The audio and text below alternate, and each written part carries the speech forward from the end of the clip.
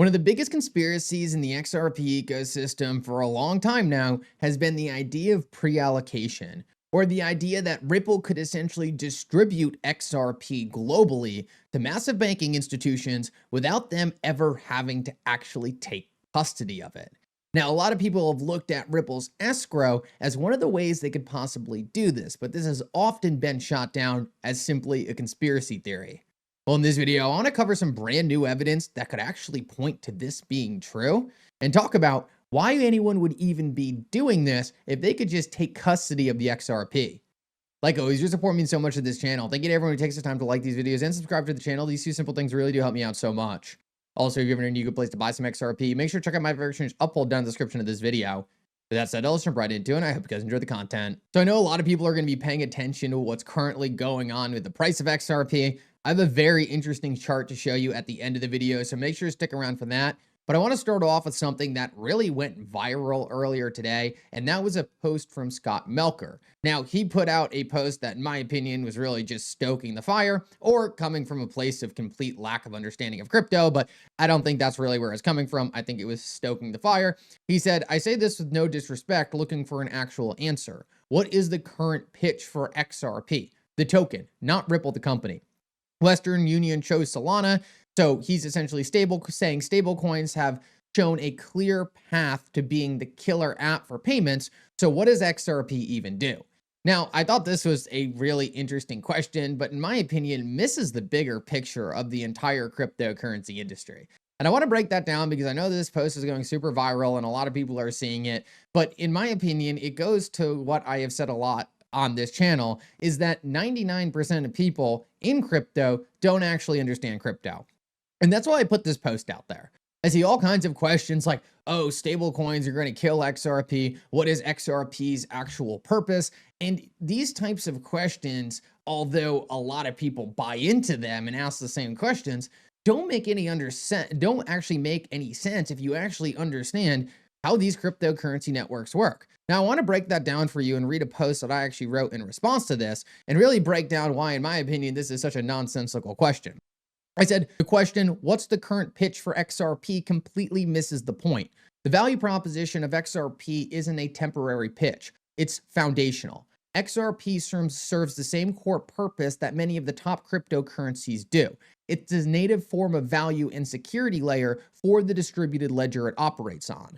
Just like Bitcoin or Ethereum, XRP functions as a counterparty-less, non-issued asset, a native source of liquidity that enables decentralized settlement. The XRP ledger literally cannot exist or operate without XRP. What makes the XRP ledger strategically positioned among top blockchains is the combination of speed, scalability, and interoperability, along with the connections and the design choices that essentially limit unnecessary complexity. Ripple's payment products are a clear example of how real-world assets, stablecoins, tokenized assets, or native cryptocurrencies can move and settle across decentralized rails with XRP at the center. But that's the key, the decentralized rails. They don't exist without XRP. Stablecoins and other issue assets are only inherently interesting because of the qualities from the network they live on. Simpler explained, XRP and the XRP ledger create the interesting properties of stablecoins. Without the XRP ledger, without XRP, really, stablecoins themselves are nothing more than fiat representation. So when people really compare XRP to stablecoins or ask what the pitch is, they reveal they don't fully grasp the fundamental distinction between a decentralized native asset and a centralized fiat representation.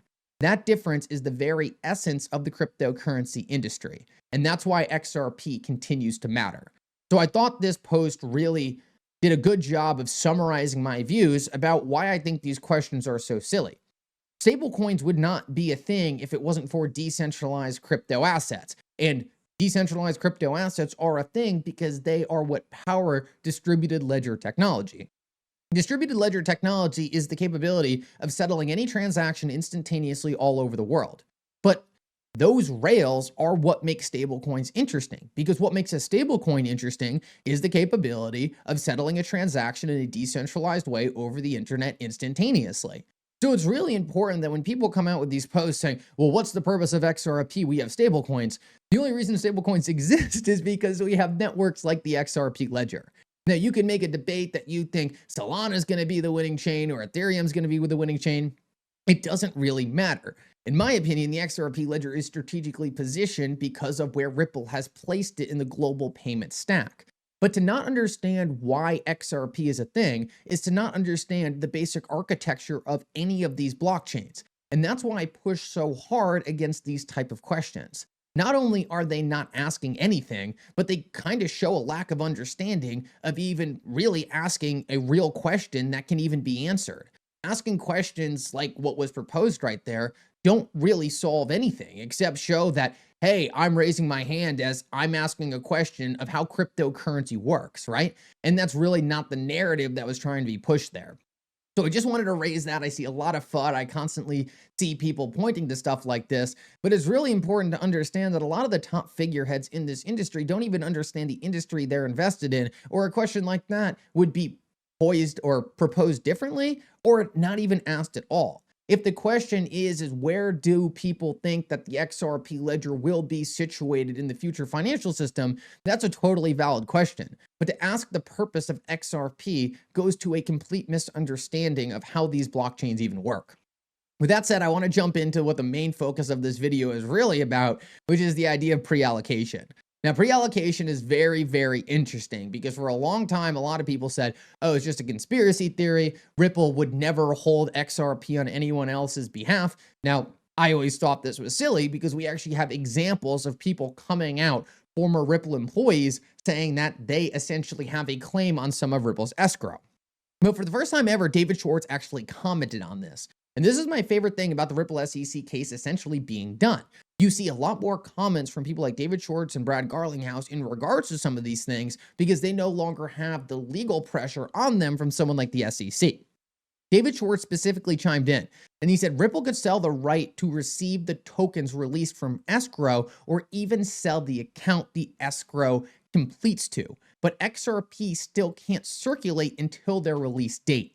Now, this is very interesting because David Schwartz is essentially confirming the fact that they could absolutely sell rights to a specific escrow account to a financial institution. Say, for example, that financial institution is worried about custody. Say, for example, that financial institution is worried about what a regulator might say about them actually holding XRP.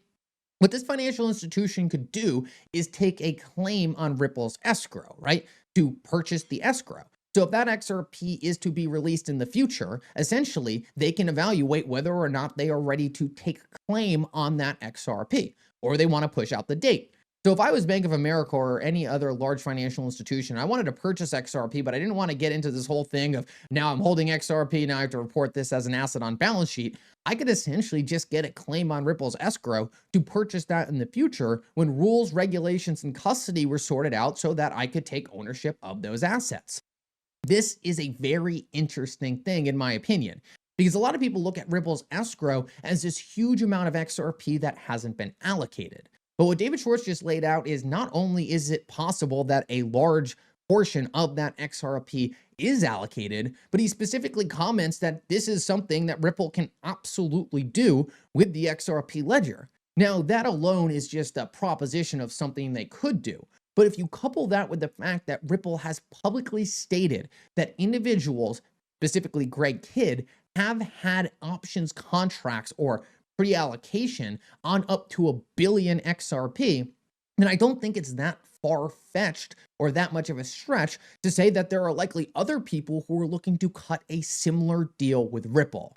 And I just wanted to put that out there because if it's true or it ever goes public that any financial institutions already have a claim on that escrow and that escrow has already been accounted for, that is going to be a huge shakeup to the entire market and really show there has been a huge amount of demand on XRP that has essentially been hiding and hidden between these options contracts.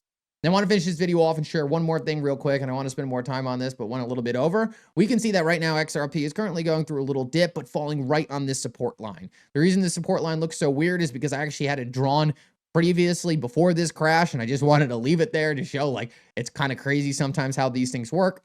This looks to me like nothing more than a retest.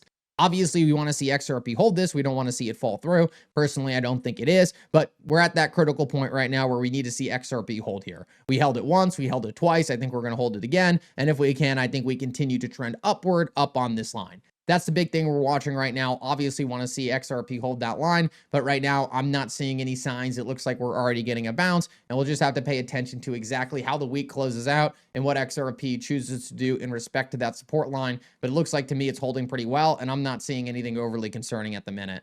Guys, thank you so much for coming. I hope you enjoyed this update, and for now, Mickle out.